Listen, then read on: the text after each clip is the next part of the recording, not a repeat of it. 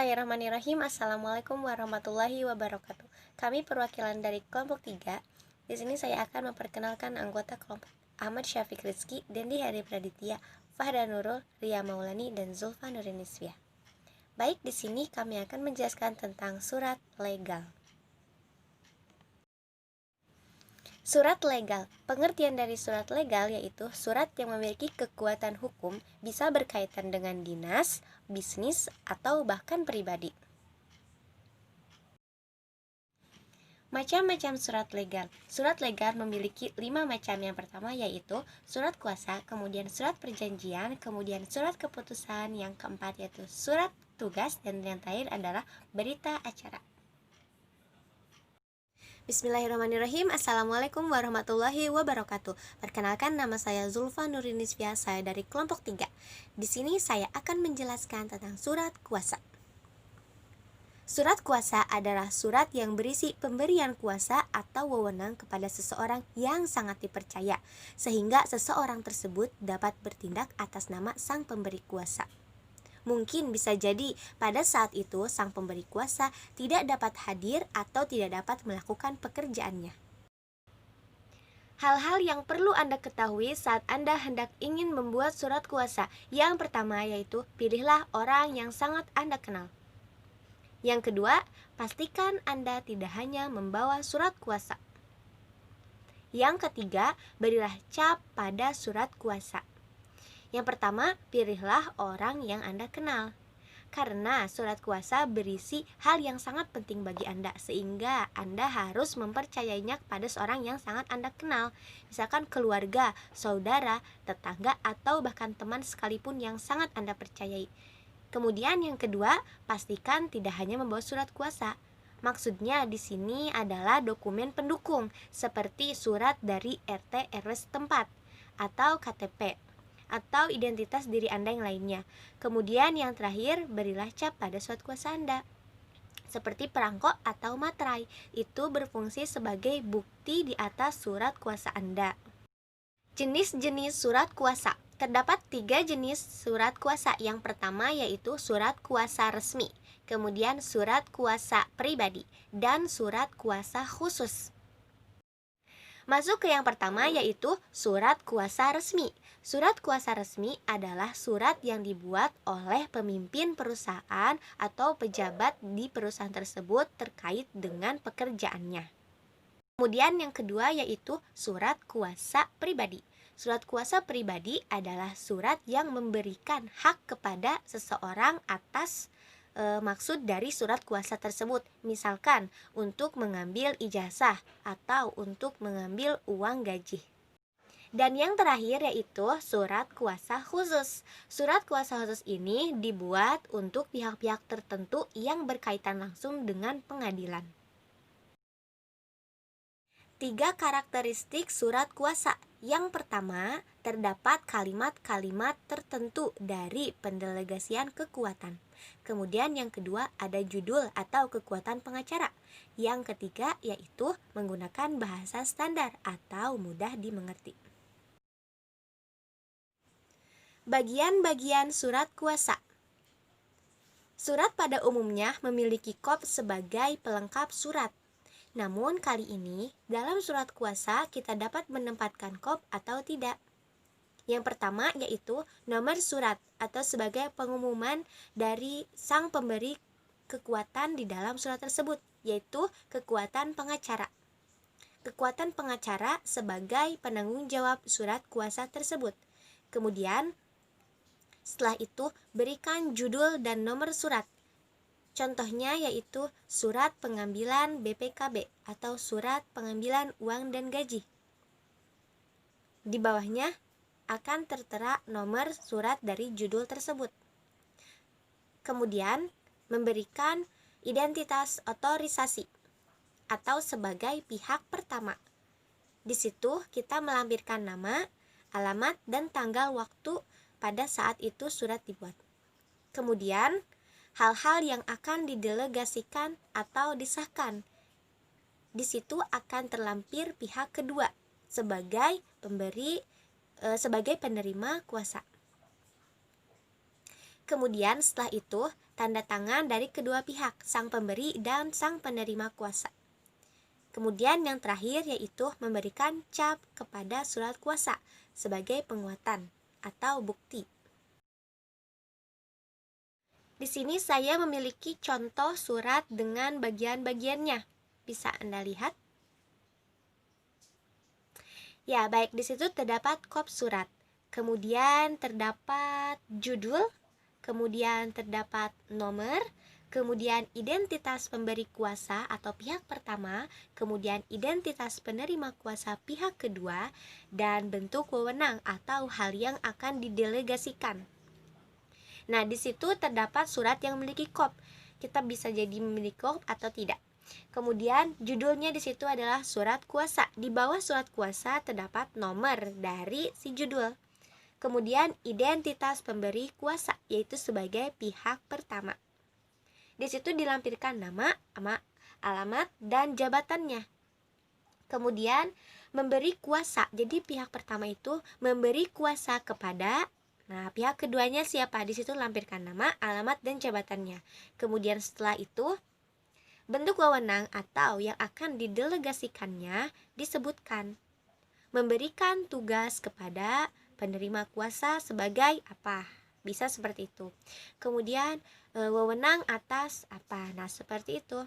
Kemudian disahkan dengan tanda tangan pihak pertama dan pihak kedua.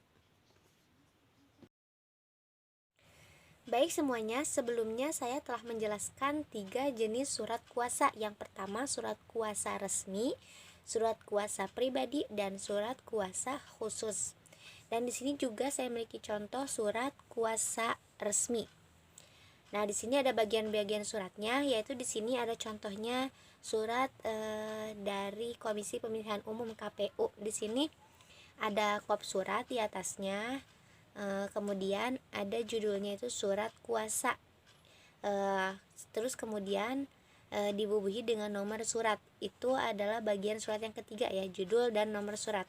Kemudian identitas otorisasi atau pihak yang pertama, yaitu yang bertanda tangan di bawah ini selanjutnya disebut sebagai pihak pertama. Ini pihak pertamanya, ada namanya, nama instansi, jabatan, alamat, nomor telepon.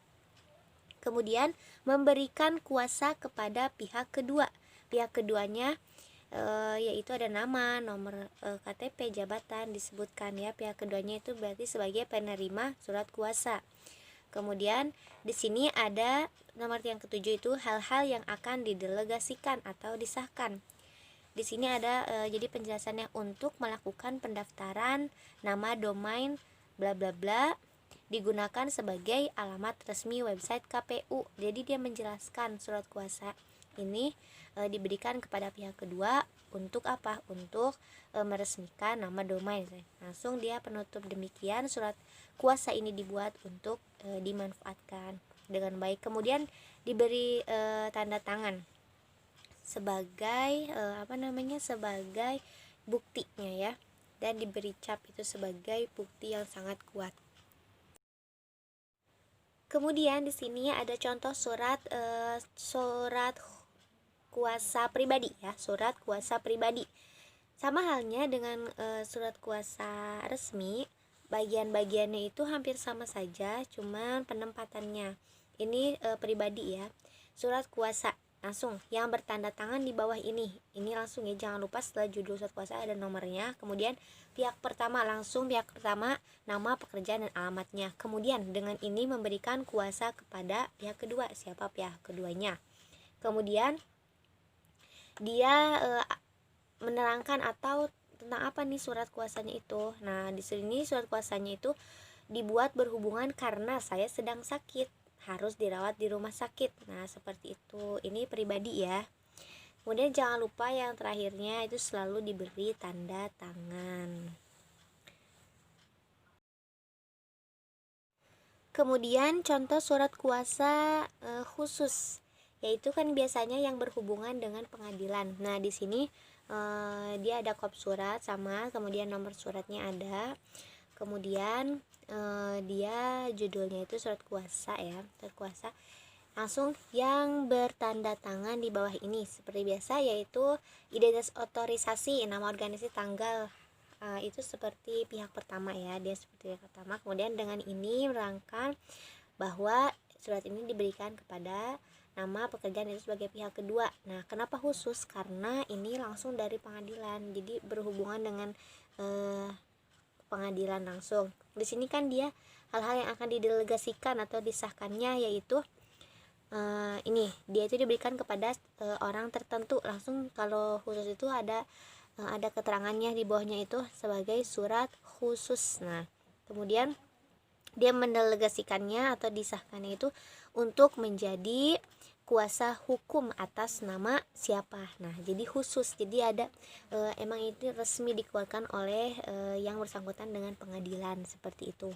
Kemudian tanda tangan di bawahnya dan diberi cap sebagai simbol kekuatan hukum. Terima kasih untuk perhatiannya. Mohon maaf bila banyak kekurangannya. Assalamualaikum warahmatullahi wabarakatuh. Perkenalkan, nama saya Dewi Praditya. Di sini saya akan menjelaskan tentang surat perjanjian. Tapi sebelum membahas surat tersebut, saya akan menjelaskan tentang surat legal. Nah, surat legal adalah surat yang memiliki kekuatan hukum, bisa berkaitan dengan bisnis, dinas maupun pribadi. Surat perjanjian adalah surat yang isinya kesepakatan atau perjanjian tertulis antara dua belah pihak mengenai hak dan kewajiban masing-masing. Pihak yang saling mengikatkan diri untuk tidak melakukan sesuatu atau melakukan sesuatu. Umum, surat perjanjian dibagi menjadi dua. Nah, yang pertama surat perjanjian autentik dan surat perjanjian di bawah tangan. Nah, surat perjanjian autentik adalah surat perjanjian yang dibuat dan dihadiri atau diketahui oleh pejabat pemerintahan sebagai saksinya. Namun sebaliknya, kalau misalkan surat perjanjian di bawah tangan, yaitu surat perjanjian yang dibuat tanpa adanya saksi dari pejabat pemerintahan. Seperti itu. Lalu ada jenis-jenis surat perjanjian. Yang pertama ada surat perjanjian jual beli, ada surat perjanjian sewa beli atau angsuran, ada surat perjanjian sewa menyewa, ada surat perjanjian borongan, ada surat perjanjian meminjam uang, ada surat perjanjian kerja atau kontrak kerja. Lalu ada ciri-cirinya nih, teman-teman pasti penasaran kan ciri-ciri surat perjanjian. Yang pertama, surat perjanjian itu berlandaskan hukum kesusilaan yang mengikat kepentingan umum dan ketertiban.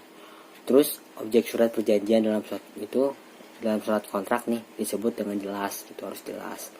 Dalam surat perjanjian, salah satu pihak yang terdapat dalam surat kontrak merupakan orang yang cakap atau yang ahli. Yang keempat, judul kontrak dalam surat perjanjian harus ditulis dalam kontrak, dibuat secara singkat, padat dan jelas atau SPJ. Yang kelima, pihak-pihak yang terkait dalam surat perjanjian harus disebutkan identitasnya secara jelas. Seperti itu. Lalu yang keenam, di dalam surat perjanjian harus dijelaskan latar belakang kesepakatannya lebih rinci. Yang ketujuh, surat perjanjian harus berisi dari perjanjian kontrak yang bersifat jelas. Pada hakikatnya isi perjanjian kontrak terdiri dari pasal-pasal dan ayat-ayat sehingga sangat jelas bagi kedua belah pihak. Ya. Terus yang kedelapan, surat perjanjian membahas tentang mekanisme penyelesaian bila terjadi sengketa. Yang kesembilan, surat perjanjian harus ditandatangani oleh kedua belah pihak manapun atau satu pihak atau kedua belah pihak ini harus ditandatangannya. Terus yang ke-10, ada saksi yang menyaksikan serta menandatangani surat kontrak tersebut atau surat perjanjian tersebut. Yang terakhir, terdapat salinan surat kontrak. Ya, syarat sahnya surat perjanjian tersebut, ya kita akan membahas ini di sini. Jadi yang pertama, surat perjanjian itu sah. Yang pertama, jika surat perjanjian itu harus ditulis di atas kertas segel atau kertas yang dibubuhi dengan materai. Itu yang pertama. Terus yang kedua, surat perjanjian harus dibuat dengan ikhlas, rela, dan tanpa paksaan dari manapun. Lalu pihak-pihak yang saling bersepakatan harus sudah dewasa serta dalam keadaan waras dan sadar saat membuat surat perjanjian tersebut. Yang keempat, isi surat perjanjian itu dibuat dengan jelas dan terperinci. Yang kelima, isi surat perjanjian wajib tunduk pada undang-undang dan norma susila yang berlaku, atau surat perjanjian ini tunduk kepada undang-undang atau peraturan yang berlaku. Terus kita ke bagian selanjutnya, yaitu bagian-bagian surat perjanjian. Nah, yang pertama, surat perjanjian itu yang pertama bagiannya ada judul atau kepala surat, atau misalkan perjanjiannya ya, perjanjian jual beli dan yang lain sebagainya. Terus yang kedua, awal pembukaan seperti yang bertanda tangan di bawah ini.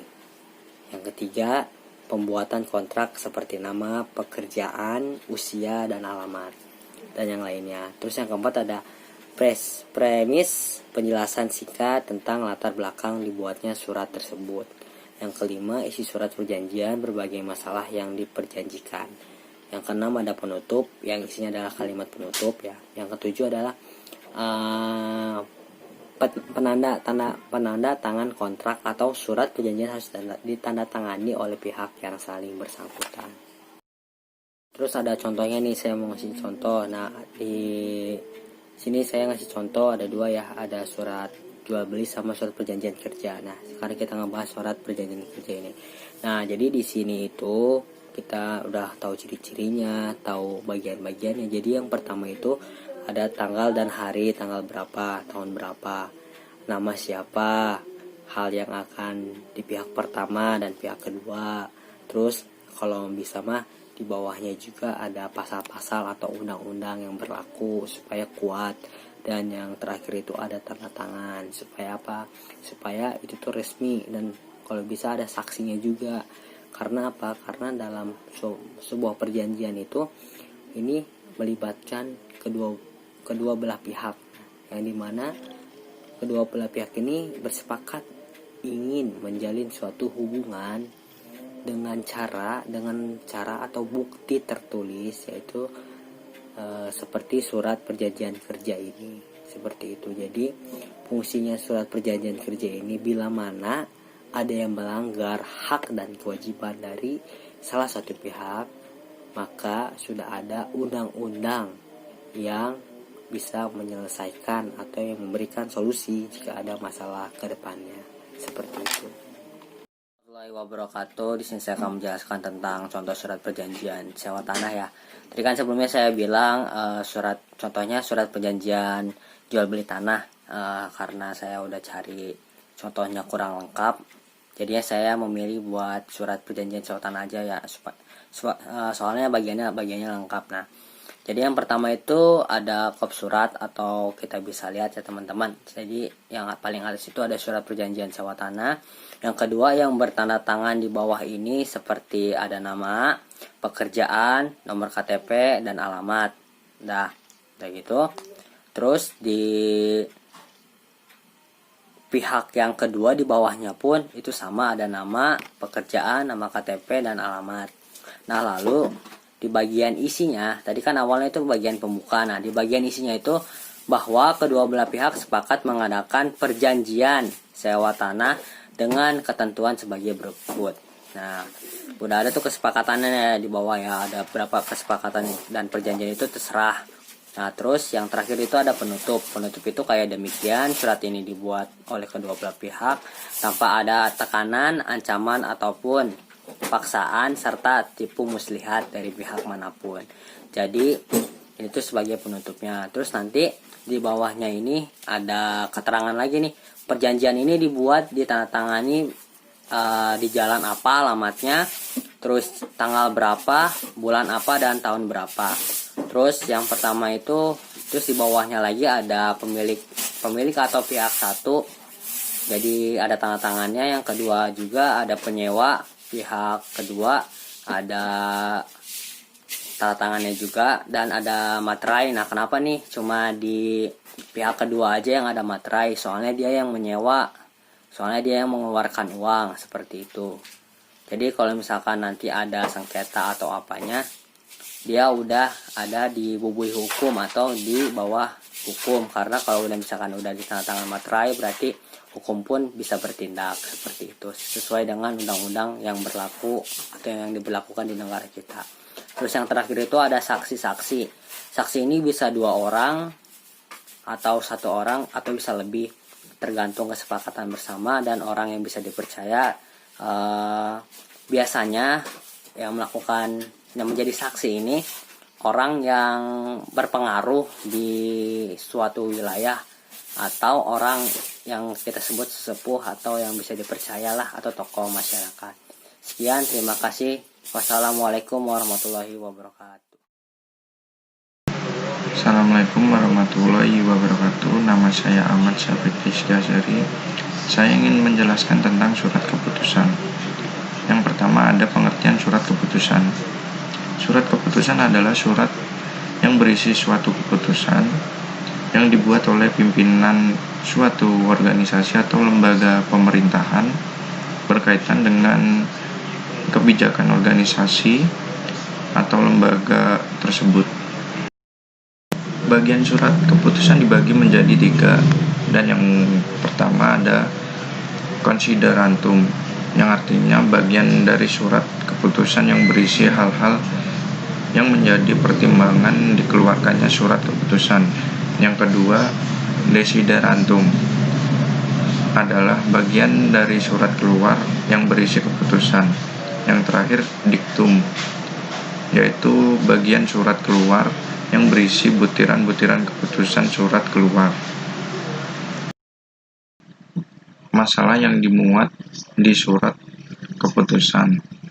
Masalah yang pertama adalah masalah kepegawaian, yaitu berupa pengangkatan, promosi, instansi, cuti, hukum administrasi, dan pensiun.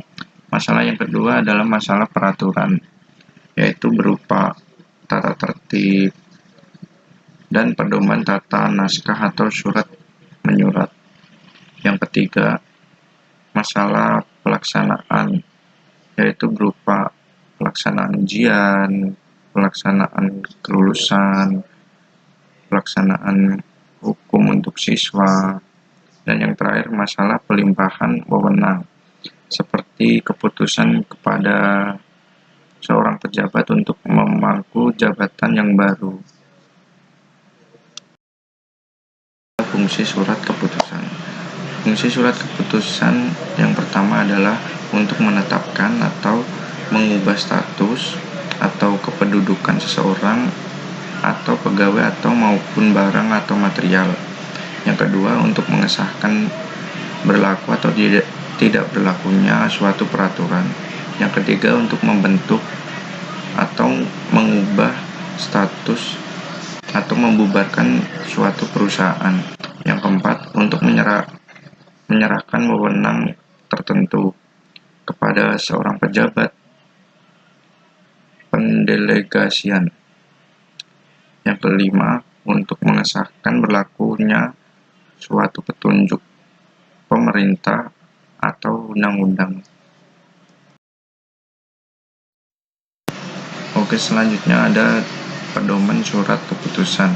Yang pertama, bagian pembuka. Surat dibuka dengan ungkapan seperti menimbang, mengingat, membaca, mendengar, atau memperhatikan. Yang kedua, bagian tengah, menyampaikan keputusan yang dibuat. Yang ketiga, bagian penutup, penegasan pelaksanaan atau antisipasi bila terjadi kekeliruan atau perubahan keputusan yang telah dibuat. Yang keempat, tembusan. Surat keluar selalu disertai dengan tembusan karena surat keluar menyangkut banyak pihak yang harus diberitahu tentang adanya kebijakan baru tersebut. Baik, berikutnya ada contoh surat keputusan. Berikut contoh surat keputusan. Di surat ini ada perihal menimbang. Menimbang sendiri merupakan pernyataan yang berisi tentang suatu pemikiran tentang dikeluarkannya keputusan tersebut. Nah, menimbang di sini ada yang pertama bahwa Musyawarah Nasional Munas 9 PPNI adalah pemegang kekuasaan tertinggi. Organisasi memiliki wewenang untuk memilih dan menetapkan Ketua Umum PPNI periode 2015 sampai 2020.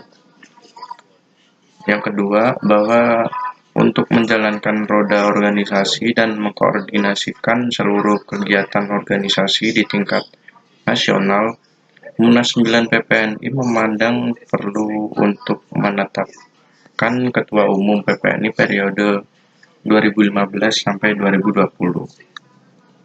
Yang ketiga, bahwa penetapan Ketua Umum PPNI periode 2015 sampai 2020 perlu ditetapkan dengan surat keputusan Munas 9 PPNI.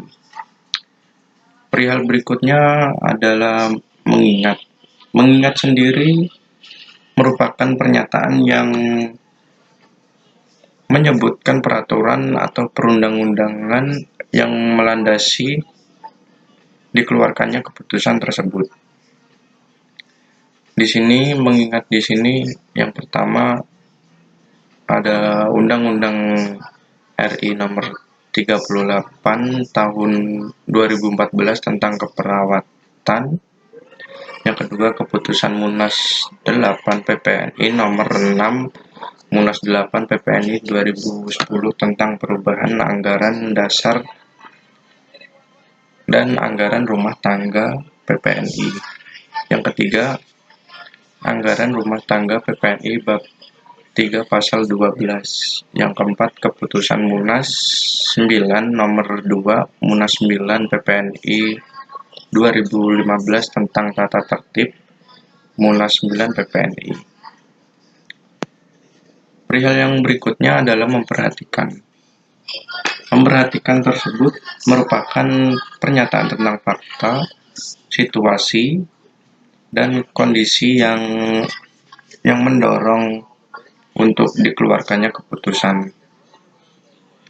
Nah, di sini memperhatikan di sini ada masukan dan saran peserta Munas 9 dalam sidang paripurna tentang pemilihan Ketua Umum PPNI periode 2015-2020. Yang berikutnya ada memutuskan. Memutuskan tersebut merupakan pernyataan yang merumuskan ketetapan atau kebijakan mengenai suatu yang berhubungan dengan pernyataan-pernyataan sebelumnya. Nah, memutuskan di sini ada menetapkan ada penetapan dan pengesahan Ketua Umum PPNI periode 2015 sampai 2020. Nah, menetapkan yang pertama adalah menetapkan dan mengesahkan bahwa saudara tersebut sebagai Ketua Umum PPNI periode 2015 sampai 2020. Menetapkan yang kedua ada memberikan kewenangan kepada Ketua Umum PPNI periode 2015 sampai 2020 untuk penerbitan surat keputusan pengangkatan dan melantik personal pengurus pusat, Dewan Pertimbangan Pusat, dan Majelis Kehormatan Etik Keperawatan Pusat periode 2015 sampai 2020. Nah, begitu yang bisa saya jelaskan tentang contoh surat keputusan. Yang kurang lebihnya mohon maaf. Wassalamualaikum warahmatullahi wabarakatuh. Assalamualaikum warahmatullahi wabarakatuh. Nama saya Fahdanul Fadilah. Saya dari kelas 3D. Saya akan menjelaskan tentang surat tugas. Nah, untuk yang pertama yaitu pengertian surat tugas. Yaitu surat tugas adalah surat resmi yang dibuat oleh perusahaan atau instansi, pejabat maupun lembaga yang dimana isinya yaitu menugaskan seorang pegawai atau staf untuk melakukan suatu pekerjaan. Nah, untuk fungsinya dari surat tugas, yaitu surat tugas ialah sebagai dokumen pengesahan formal untuk mengembangkan tugas pada tugas yang wajib dilaksanakan. Nah, selain itu, surat tugas juga bisa mempermudah atau membantu tugas pejabat pelaksana untuk yang berkaitan dengan instansi atau lembaga yang berkaitan dengan tugasnya tersebut. Nah, surat tugas juga mempunyai ciri-ciri. Nah, yang pertama yaitu di dalam surat tugas wajib dijelaskan mengenai adanya penugasan dari pimpinan kepada seorang pegawai atau staf, yaitu guna untuk pekerjaan tertentu. Nah, untuk yang kedua, surat tugas memakai bahasa baku atau resmi di mana isinya dibuat dengan singkat, padat, dan jelas.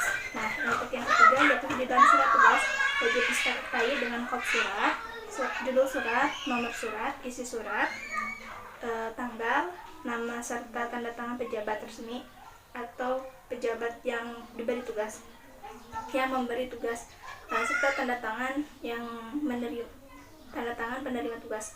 Nah, untuk yang kelima yaitu surat tugas wajib ditambahkan stempel atau stempel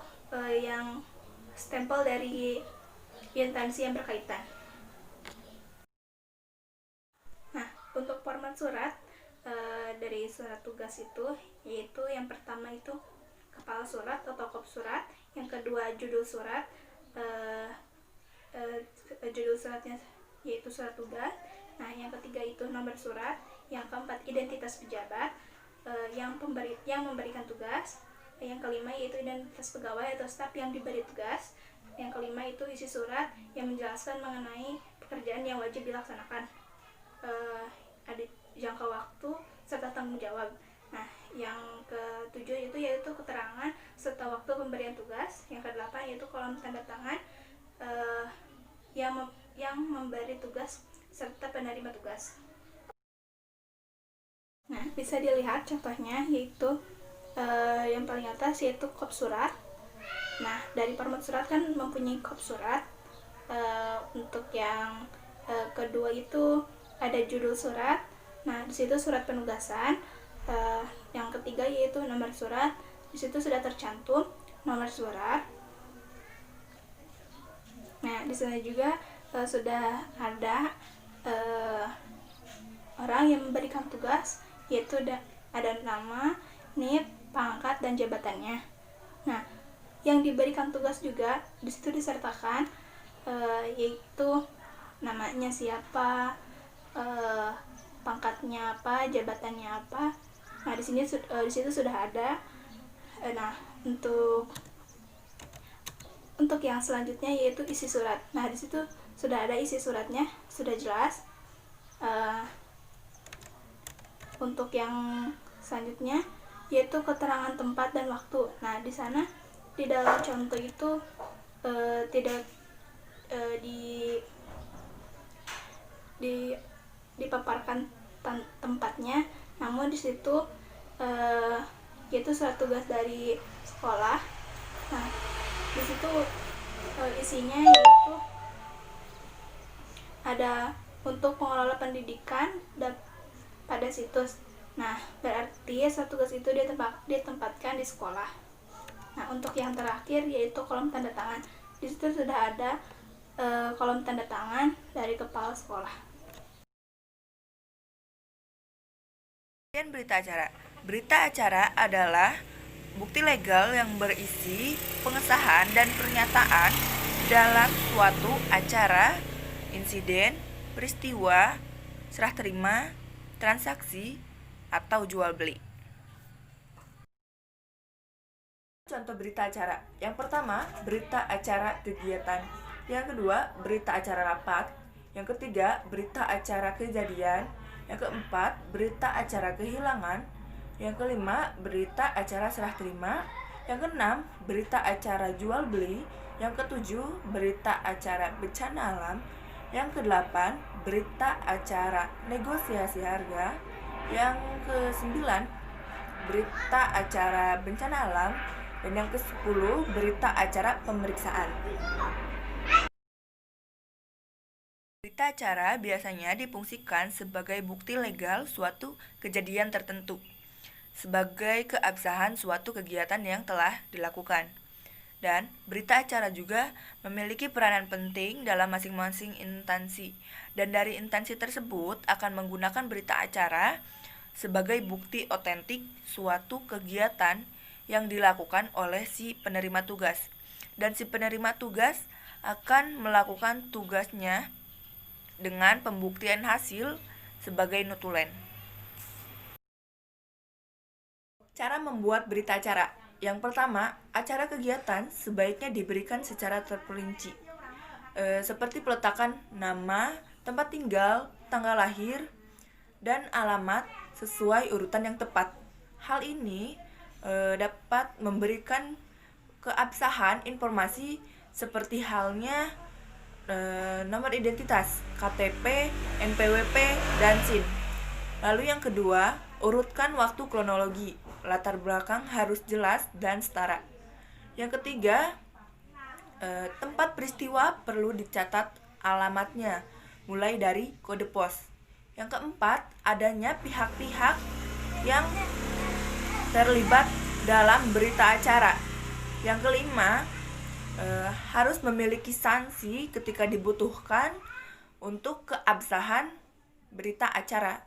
Yang keenam, memiliki kesepakatan dalam berita acara, seperti terima barang, jabatan, dan pekerjaan yang lebih terperinci. Dan bagian surat. Yang pertama adalah kop surat atau kepala surat. Biasanya berisi lambang atau logo badan usaha, nama lengkap, nomor telepon, alamat, serta izin yang sudah resmi di negara. Kop surat atau kepala surat ini biasanya sudah dicetak otomatis oleh perusahaan ke dalam kertas kosong sehingga mudah saat diperlukan. Yang kedua adalah judul surat. Biasanya, judul surat ini menggambarkan tujuan pembuatan surat. Nah, berita acara ini bisa bermacam-macam. Misalnya, berita acara kegiatan, berita acara rapat, berita acara pembayaran. Jadi, secara garis besar, berita acara akan menjadi bukti transaksi, pekerjaan, dan kerjasama antar dua orang dan instansi atau antar instansi. Yang ketiga, ada format penulisan judul. Format penulisan judul biasanya secara umum menggunakan spasi tengah, huruf besar, dan penanda tebal. Adapun juga yang menyelipkan nomor referensi atau nomor pengenal sebagai penanda. Keempat, ada isi surat. Isi surat biasanya menjelaskan informasi, tempat, tanggal peristiwa, bahkan jam yang sesuai dengan judul surat. Setelah itu, nama, alamat, jabatan, divisi kerja, dan data lain yang menjelaskan informasi pribadi-pribadi yang terkait dalam surat. Penutup ini sangat lugas. Informasi pentingnya karena semua pihak yang disebut dalam surat ini sudah setuju. Biasanya pada dasarnya diperuntukkan untuk bagi setidaknya dua pihak atau lebih untuk mengerti hak, tugas, dan serah terima. Jadi, jika surat berita acara ada beberapa lembar, maka akan ditandatangani dan diberi paraf di setiap lembarnya supaya memberi tanda bahwa kita sudah membaca dan menyetujui suratnya.